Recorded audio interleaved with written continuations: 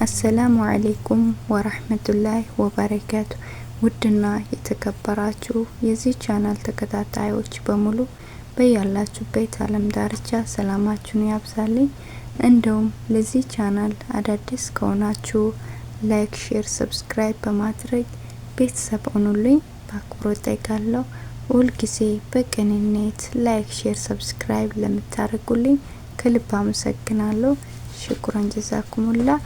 በዛሬ የምናካፍላችሁ ታሪክ ክህደትን የተሸከመው የተሰኘ ክፍል 9 ይሆናል።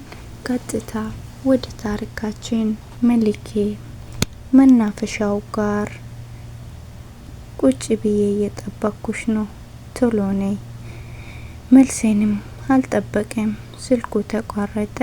መሊኬ እንደዚህ እኔን ማስደንገጥ ይወዳል። የዛሬው ግን ተለየ። በሰላም ይሆን? እቃውን ወደ ኪችን አስገባሁት። ስመለስ አጥበዋለሁ ብዬ ገብቼ ሰፋ ያለ ቀሚስ ለበስኩ። ከላይ ስስ ሹራብ ደረኩበት። ስልኬን ይዤ ወጣውና ወደ መጅኑን ክፍል ሄድኩኝ። በሩ ክፍት ነው። መጅኑን ልሄድ ነው አልኩት። እሱም እኔን ማስፈቀድ አይጠበቅብሽም፣ እያስፈቀድኩ አይ ሳይሆን ሲታጣኝ ግራ እንዳይጋባ ነው ጥዬ ሄድኩኝ። መኪናዬ ግቢ ውስጥ ስለነበር ተጠቀምኩኝ። መሊክ ወደ አለኝ መናፈሻ ምን ሊለኝ ይሆን? ጭንቀት ሆኖብኛል። የስልክ ጥሪ ድምጽ መሊክ ነበር። መኪናዬን ጥግ አስያዝኩና ስልኩን ላነሳው ስል ተቋረጠ። መልሼ ሲደውል መስመር ተይዟል ይላል። መኪናዬን አንስቼ ወደ መናፈሻው ጠዋት እንደመሆኑ መጠን ብዙም የትራፊክ መጨናነቅ የለም። በነጻነት እየነዳው ወደ መናፈሻው ደረስኩኝ። የመሊክን መኪና በግራ በኩል ቆሞ አየዋት። እኔም መኪናዬን አቁሜ ወደ መናፈሻው ዘለኩኝ። መሊኬ ፊት ለፊት ያለ ወንበር ላይ ተቀምጧል። ድብርብር ብሎታል። ፈገግ ብዬ ተጠጋሁት። ሀቢቢ ምን ሆነ ነው? በኋላ ትላንት ቀጥሬ ቀረህብኝ። ስልክ ስደውል አታነሳም። ምን ሆኗል? ያጠፋሁት ያስደበርኩ ነገር አለ እንዴ? አይ አንቺ ምንም አላጠፋሽም፣ እኔ ስላልተመቸኝ ነው። እሺ ቢያንስ ቴክስት አታረግልኝም ነበር? አልተመቸኝም ብል እንደምንጨነቅ እያወቅ ምን ነው ጨከንክብኝ? ይቅርታውብኝ። ቤት ትላንት ትንሽ ችግር ነበር። ማለት ለምን? የምን ችግር? ከባባ ጋር ተደባበራችሁ አሁን? አዎ እሱ የራሱን ፍላጎት ብቻ ነው የሚከተለው። ማንም ምን ብል አይሰማም። ሀቢቢ የምልህን አድርግ። በቃ ቢኖርልህ እኮ ነው እኔ አለው ምንም የሌለኝ። እንደዛ አትበይውብኝ። እኔ አለውልሽ ላንቺ። አዎ አውቃለሁ፣ መቼም እንዳትተወኝ እሺ። አላህ ካለ አብረን እንሆናለን። ማለት ምን ለማለት ፈልጌ ነው መሊክ? እንዴው በአላህ ስራ አትግቢ ነው እንዴ? ሞት የሚባል ነገር አለ እኮ። አዎ አለ፣ ግን እኔ ካንተ መለየት አልችልም። ሳስበው ራሱ ያመኛል። ካንተ ከሚለይ በሞት ይሻለኛል። መሊኬ አረቴ አይባልም። እኔ አልለይሽም። በቃ ቁርስ በልተሻል? ወሬ አስቀየስኩኝ። አዎ መጅኑን ሰርቶ ቁርስ በላን። ማን ነው መጅኑን? እኔ ጋር ያለው ልጅ ነው። ስሙ ገረመ አይደል? መጅኑን ማለት እኮ እብድ ማለት ነው። እንደ ስሙ ሊሆን ቻለ? እኔ አላቅም። ከፈለግሽም አዋቂ መጅኑን በእኛ አለኝ። እኔ ምን አደረቀኝ ከሱ? እሺ አልኩኝ። እና ቁርስም ሰርቶ አበላሽ? ከታማሚነት ወደ ተንከባከብነት ተቀየረ። ኦ የኔ ውድ እየቀና ባልሆነ መቼስ አንድ እብድ ሰው እንደዚህ ካደረገልሽ ነገር አለ ማለት ነው። አንተ የምር እየቀናህ ነው እንዴ? እሱ ቀና ብሎ ማይቶኝ አያውቅም። እንቅልፌን ስለጥጥ ረፈደ። ስረበው ተነስቶ ስራ ምን ያድርግ? አረ ስቀልድ ነው። እኔ አልቀናም። ደሞ በዚህ እንቁራሪት በሆነ መልክሽ ማን ይወድሻል? ከኔ ውጪ የኔ ብቻ ነሽ። ተው ባክ። አንተም ዝንጀሮ የሆነ ፊት ይዜ ወዳጅ አለ። እኔ ወንድ ነኝ። ወንድ ልጅ ደግሞ ከጉማሬ መለስ ካለ በቂ ነው። ያንቺ ግን ከፋ። ሜካፕ እኮ ነው ሰው ያስመሰለሽ። አንተን ተርቤ አልችልም። ደሞ አንቆራሪትም ሊሆን ጉርጥ ትወደኛለህ። አለቀ። ልክ ብለሻል አይጤ። መጎጥ ብቶኝም እወድሻለሁ ውድድ የኔ ጣፋጭ። አረቀስ አንቀልት ገለኝ ነው እንዴ? እንዳልማማብ ስለምወድሽ እኮ ነው። አውቃለሁ እኔም ውድድ ነው ማረግክ። ግን የምናወራው ነገር አለ ብለ አይደል እዚህ የመጣ ነው? አረ እኔ ናፍቀሽኝ ነው ብቻችን እዚህ እንድንሆን እና ናፍቆት ይወጣለ። አረ ጭራሽ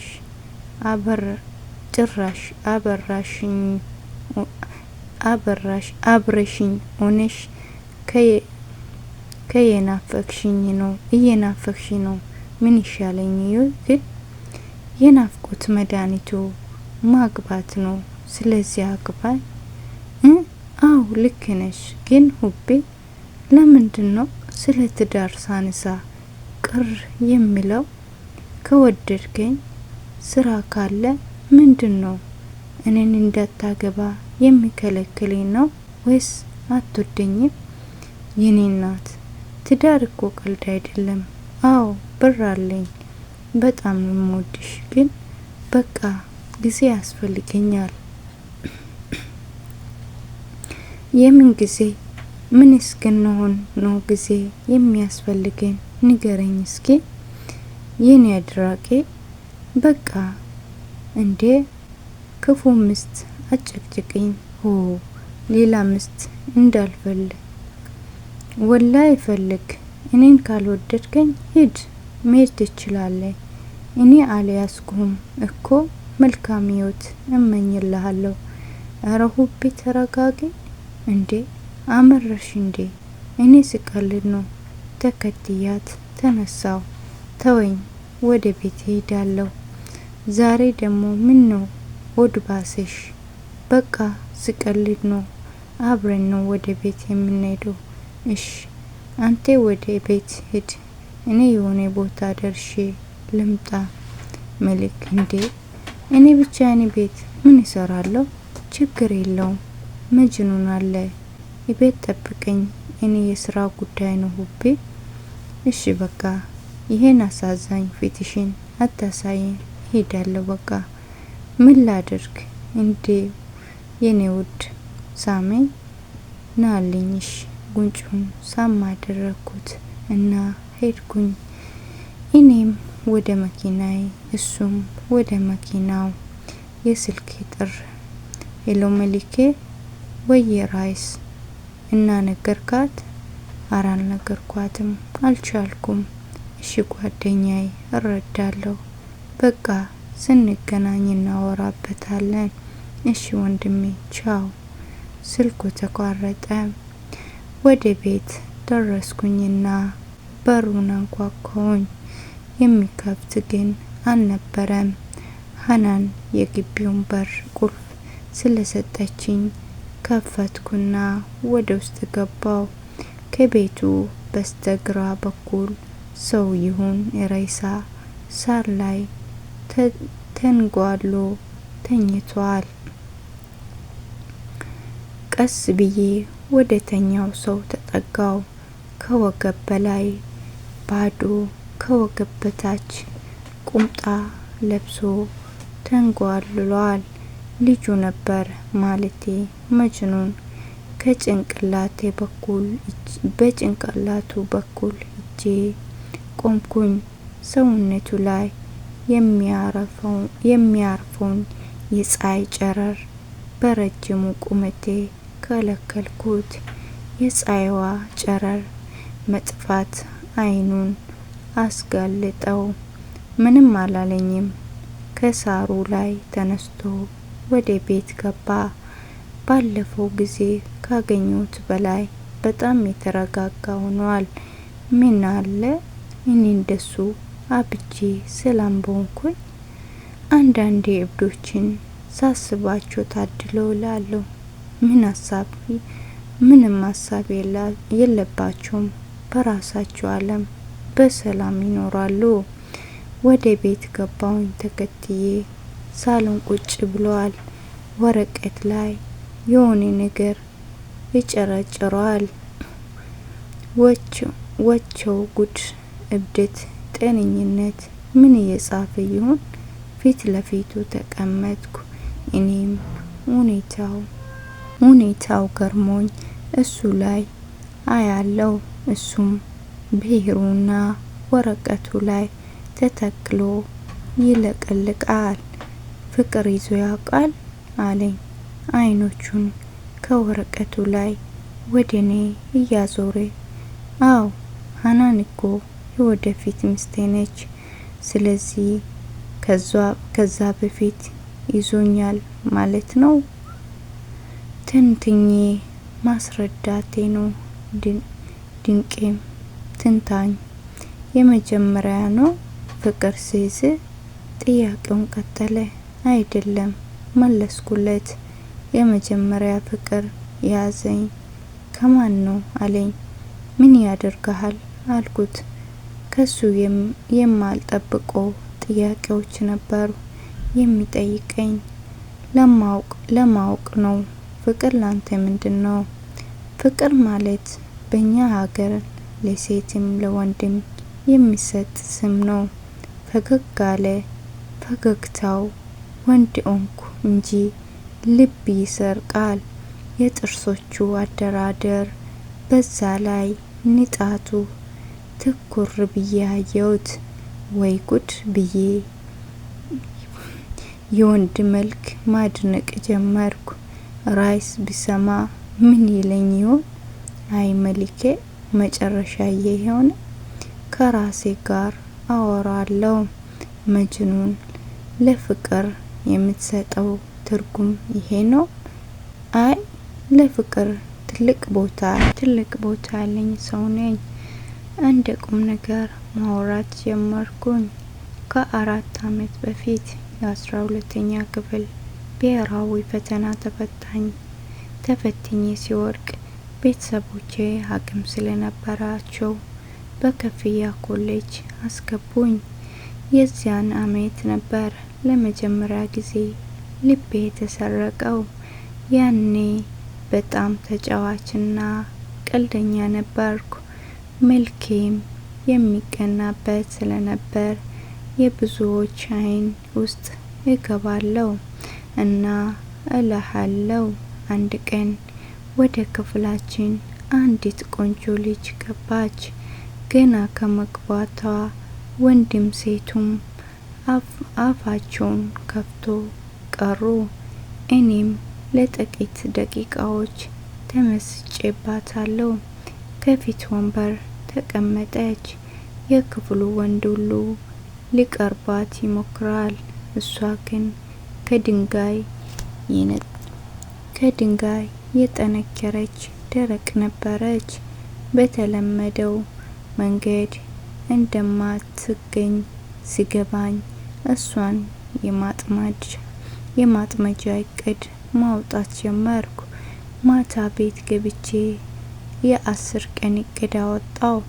ቀን 1 የአይን ግንኙነት በአይኔ ላውራት ሞከርኩኝ። ሰኞ ጠዋት ነው። አለባበሷ ሁሌም ያምራል። እንደ ሌሎቹ መቀባባት አታውቅም። በተፈጥሮ ውበቷ ትተማመናለች። ለማየት እንዲመቸኝ ከሷ ተያየ ቦታ ቀየርኩ። ነገር ግን ምንም ትኩረት አልሰጠችኝም። ጭራሽ ከሰውም አልቆጠረችኝም። የመጀመሪያው ቀን እቅዴ ከሸፈ። ወሬን ጌታ አድርጌ መጅኑን አየሁት። ጽሁፈቱን አቁሞ በአትኩሮ ይሰማኛል። ቀጠልኩ። ቀን 2 መከታተል ባለችበት ቦታ ሁሉ እየተገኘው ትኩረቷን ለመሳብ መሞከር። እንደ ጥላ በሄደችበት እከተላት ጀመር። ቀን 3 ማውራት። በምን መንገድ እንደማወራት ግራ ገባኝ። አንድ አስተማሪ አሳይመንት ለተማሪዎች እንዳይከፋፈል ለተማሪ ሰጠ። እኔም አጋጣሚውን ተጠቅሜ ከልጁ ተቀብዬ ለሁሉም አከፋፈልኩ ከሷ በቀር። የዙሁር ሶላት ሲደርስ ወደ መስጂድ ልንወጣ ስንል ይኸው ያንቺ አሳይመንት ብዬ በፈገግታ ሰጧት። ለመጀመሪያ ጊዜ ፈገግ ስትል አየኋት። በራሴ ኮራው። እቅዴ የተሳካ መሰለኝ። ጓደኞቼ እኔ ጋር ቆማ ስትስቅ ስላዩኝ ያሞገሱኝ ጀመረ። የሌላ ምቀኛ። ቀን 4 እሷ ራሷ መታ እንድታወራኝ ማድረግ። የመኪና ክላክስ ድምጽ። ወሬያችን አቋረጠን። መልኬ መስማት ከፈለክ ሌላ ጊዜ ጨርስልሃለሁ። አናን ፊት ምንም እንዳታወራሽ። የወደፊት ሚስቴ ያልካት ሴት ብታውቅ ምን ችግር አለው? አው ልክ ነኝ ግን ምን? የዛሬ ከሂደትኝ የተሸከመ የተሰኘ ክፍል 9 ታሪክ ይሄን መስል ነበር። ታሪኩን ከወደዳችሁ ላይክ፣ ሼር፣ ሰብስክራይብ ማድረግ አትርሱ። እንደውም ሀሳብ አስተያየታችሁን ኮሜንት ላይ አስቀምጡልኝ። አሰላሙ አለይኩም ወራህመቱላሂ ወበረካቱ።